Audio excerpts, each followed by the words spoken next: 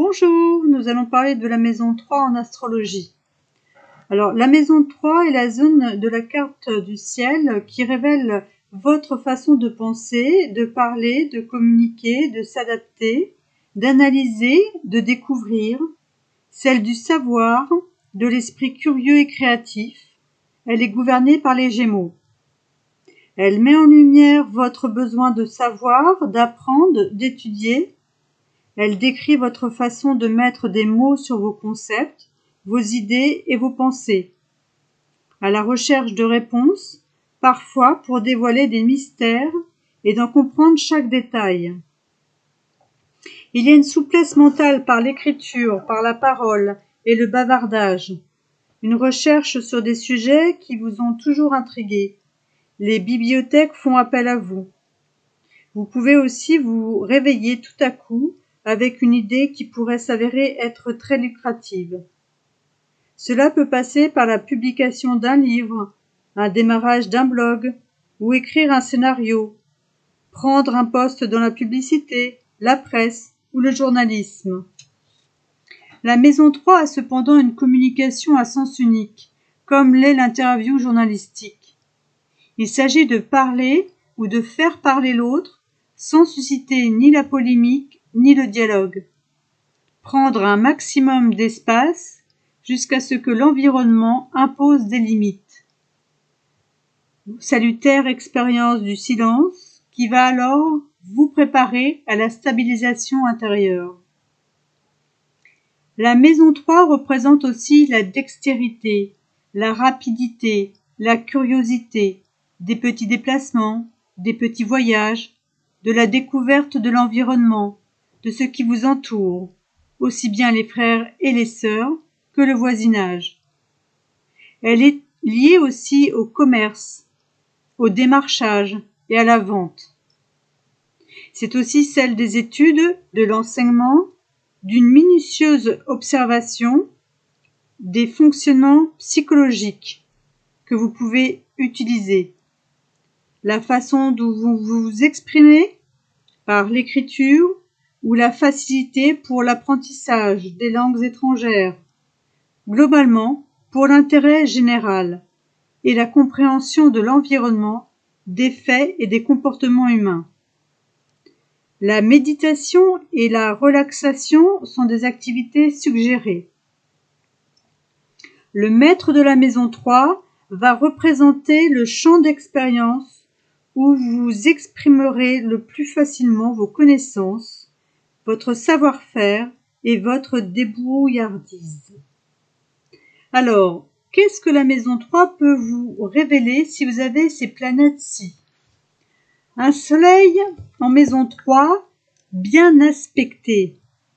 Je rappelle, un aspect, c'est entre deux planètes. L'aspect sur une carte, si c'est en trigone, conjonction, opposition, voilà. Donc bien aspecté, c'est les sextiles et les trigones, les plus communs, les plus courants. Donc un soleil bien aspecté sera une belle capacité à communiquer, importance des amis ou des relations, quelles qu'elles soient, activités en lien avec les écrits, les échanges, les déplacements. Mal aspecté, superficialité, sentiment de supériorité, doute, fuite de la réalité. La lune, bien aspectée, adaptabilité, curiosité, extraversion, grande capacité d'échange, d'idées, ingéniosité, bonne relation avec la mère, la famille. Sensibilité et intuition exacerbées. Déplacement écrit favorisé. Mal aspecté, changement d'humeur fréquent, état d'âme, instabilité, tendance à s'inventer des histoires. Mercure, bien aspecté, excellente position pour les métiers de la communication, de la recherche, de l'écriture ou les déplacements. Aptitude pour les échanges, possible clientèle, importance de l'amitié, curiosité d'esprit. Mal aspecté, difficulté dans les études ou avec les frères et les sœurs. Vénus. Bien aspecté, personnalité chaleureuse, généreuse, sociable et ouverte. Grand sens de l'amitié. Sensibilité artistique. Littérature, peinture, dessin, danse. Amitié amoureuse ou besoin de réciprocité amoureuse. Mal aspecté, vie sentimentale décousue, confusion, dispersion, légèreté. Mars, bien aspecté, spontanéité, sens de la répartie, vivacité et indépendance d'esprit, besoin de sortir du lot, fuite de l'ennui et de l'amorosité, chemin dans l'écriture, l'enseignement ou les échanges possibles. Mal aspecté, irritabilité, saut d'humeur, difficulté à gérer son énergie, impulsivité. Jupiter, bien aspecté, esprit vif et curieux, goût pour les voyages et les échanges, vie amicale ou sociable riche et variée, réussite dans un domaine comme par exemple le journalisme ou écrivain. Mal aspecté, bavardage, ragot, déception amicale, manque de constance, instabilité, infidélité, manque de loyauté. Saturne, bien aspecté, bonne maîtrise durant les échanges, amitié solide et stable, esprit critique et structuré, goût de l'analyse, discipline de la pensée, importance des études ou de l'écriture. Mal aspecté, excès ou manque de confiance, tendance solitaire, manque de spontanéité, problème dans les relations avec les frères et les sœurs.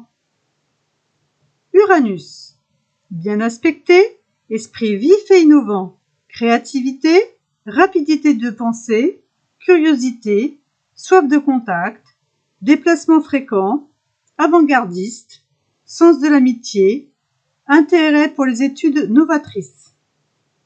Mal aspecté, difficulté à trouver sa voie ou son équilibre, études interrompues ou problèmes dans la famille, dans la fratrie, remise en question fréquente.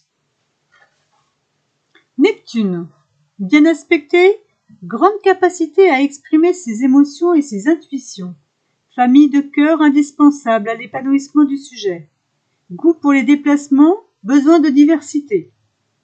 Mal aspecté, influençabilité, difficulté à lier connaissances, problèmes d'orientation dans les études, déception humaine. Pluton, bien aspecté, grande ouverture et curiosité d'esprit, désir de comprendre le monde qui l'entoure, médiumité, écrit ou étude en relation avec l'invisible, l'inconnu, la mort, grande adaptabilité.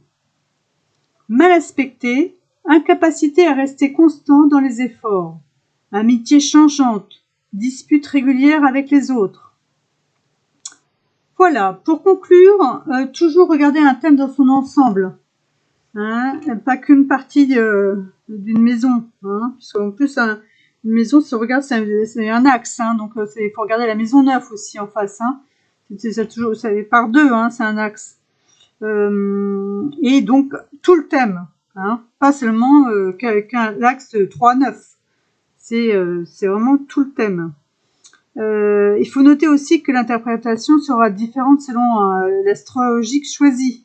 Hein, si vous choisissez l'astrologie tropicale ou sidérale, la domification Placidus ou signe entier. Voilà, donc c'est vous seul savez au plus profond de vous ce qui vous correspond. Il suffit de suivre votre intuition et votre ressenti. À bientôt!